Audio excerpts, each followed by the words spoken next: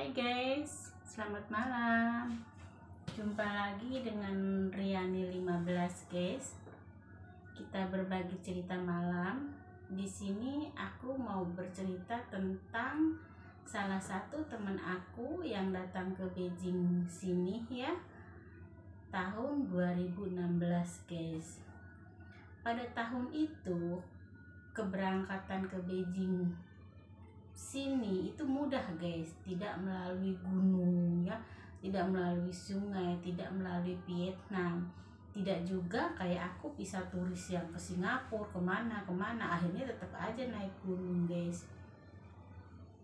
Pada waktu itu masih muda guys, jadi dari Jakarta itu langsung ke bandara Cina ya, langsung ke Cina tujuannya gitu, mudah tanpa istilahnya transit kemana jalan kemana itu nggak ada. Cuman ya itu juga tergantung hoki dari bandara Cinanya bisa lolos enggak gitu. Tapi waktu itu emang kebanyakan dari 10 orang yang berangkat paling juga yang di depor itu satu gitu, dan satu pun jarang guys. Kebanyakan itu lulus karena kan waktu zaman dulu masih jarang guys. Nah, kisah temen aku ini guys, sama agensinya itu dia dikasih uang saku cash 4 juta setelah siap berangkat, dan 1 juta cash lagi waktu dia mau terbang. Jadi dia itu dapat nominal uang dari agensi, uang pre itu 5 juta, dan potongannya sama kayak aku guys, 5 bulan bahkan 6 bulan. Tapi sayangnya guys, waktu itu gajinya sekitar nggak nyampe 3.000 guys, nggak nyampe 3.000 yuan, dan 1 yuannya tahun 2016 itu sekitar 2.000-an gitu. Kebayangkan guys, jadi gajinya sekitar 6 jutaan juga nggak nyampe guys, tahun 2016 nggak nyampe sekitar 6 juta. Dan pengiriman guys waktu itu susah banget, walaupun bisa itu pengiriman itu ongkosnya sekitar hampir 250, 500 ribu, 600 ribu guys. Jadi untuk keberangkatan yang melalui gunung itulah ya, walaupun berakit-rakit ke hulu itu biar bersenang-senangnya sekarang ini guys, dengan kemudahan pengiriman uang gitu. Dan untuk proses kepulangan guys sama, walaupun dari tahun-tahun dulu ataupun tahun-tahun sekarang guys, proses kepulangan TKW ilegal itu begini guys. Kalian paham kan, dalam artinya proses karantina gitu. Karantina di Hotel Borneo guys. Ya untuk aku yang pendatang juga cari-cari info sekarang itu loh ya. Ada yang kasih cerita gamblang untuk kepulangan para TKW ilegal dari Cina itu menghabiskan uang sekitar 22 juta. Ada yang begitu, itu termasuk tiket gitu ya, termasuk proses karantinanya. Jadi ada orang-orang tertentu yang emang kerjaannya membantu proses kepulangan gitu. Untuk karantina di Borneo-nya sendiri guys, nggak pasti ya, tergantung hoki kita juga. Ada yang sampai 1 bulan, ada yang sampai 2 bulan, ada yang juga lebih, tergantung gitu. Tergantung juga kita dengan nominal uangnya gitu. Ada juga sih guys, tiap tahun pemutihan juga ada, kayak model di Taiwan, dimanapun ada gitu. Nah, yang diceritain temanku ini guys, dia waktu pertama datang itu lebih menderita dari aku guys. Dia itu dapat job di agensi ya, agensi berarti orang Cina asli, agensi yang dia perantara kirim TKW gitu.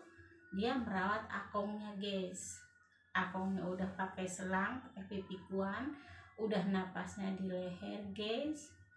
Dan itu rumahnya kecil, dia itu cuma tinggal dengan akong sama amaknya. Amaknya mantan dokter. Yang bikin dia nelangsa itu guys, dia tidurnya di tempat jemuran baju.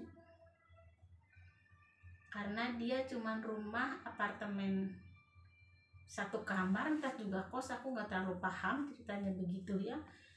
Dia kalau panas ya kepanasan gitu, kalau dingin ya kedinginan. Tapi ini anak guys, anak Indramayu itu tabah melakukan semuanya demi cita-cita dia pengen bikin rumah guys. Nah udah gitu cerita di Akong situ berakhir guys, penderitaannya berakhir, tapi hampir aja dia masuk bui guys. Kenapa? Karena yang dijaga Akongnya itu meninggal tersedak setelah makan. Itu udah kasus polisi ya, udah kasus persidangan keluarga, ini itu, dan Tuhan itu masih melindungi dia.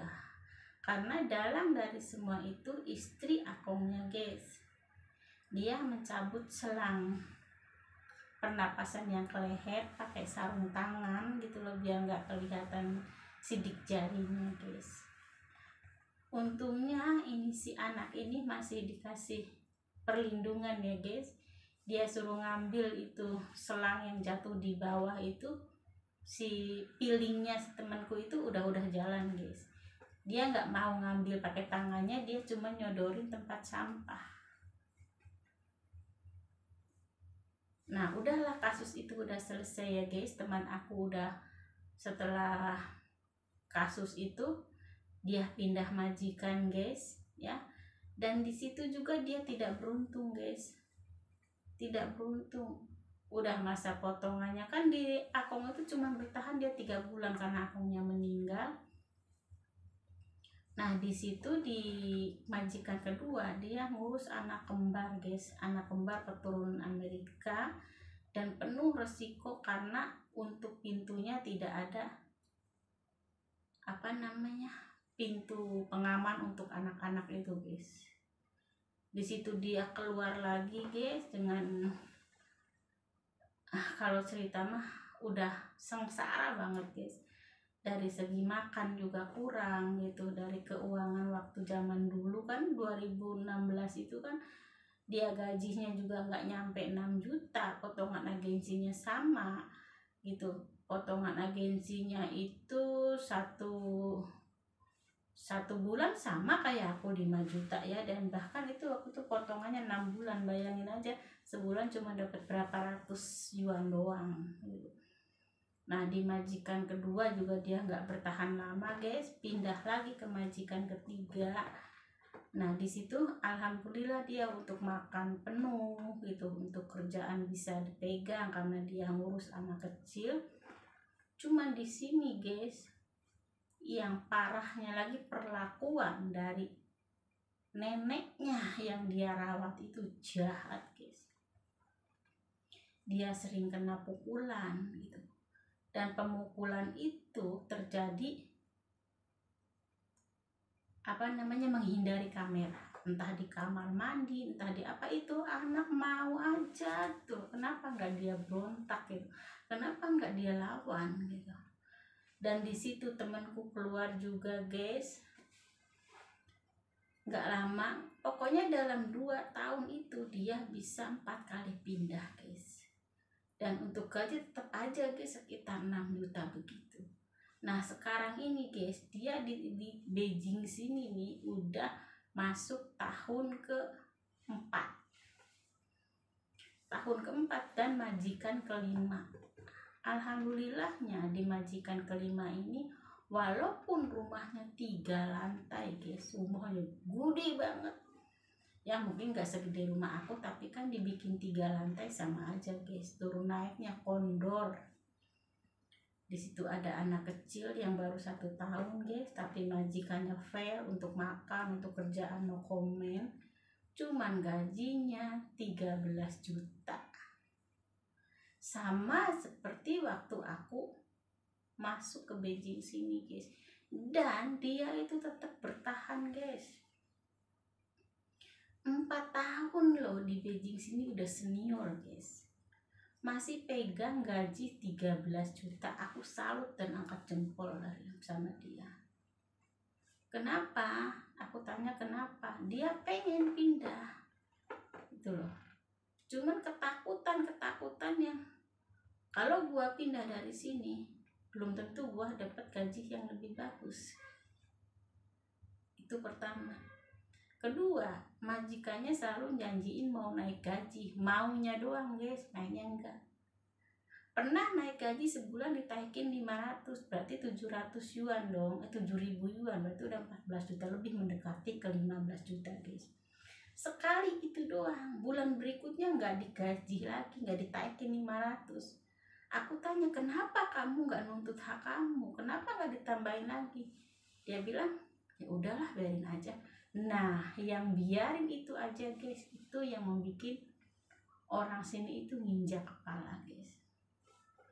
Udah ada job, dia udah disiapin job sama agensi lain, gajinya 8.016 jutaan. Itu standar seperti gaji aku. Aku sekarang gaji besar kan, hari Minggu, hari libur dimasuk lembur ya. Udah siap jemput, udah siap segalanya, itu majikan baru.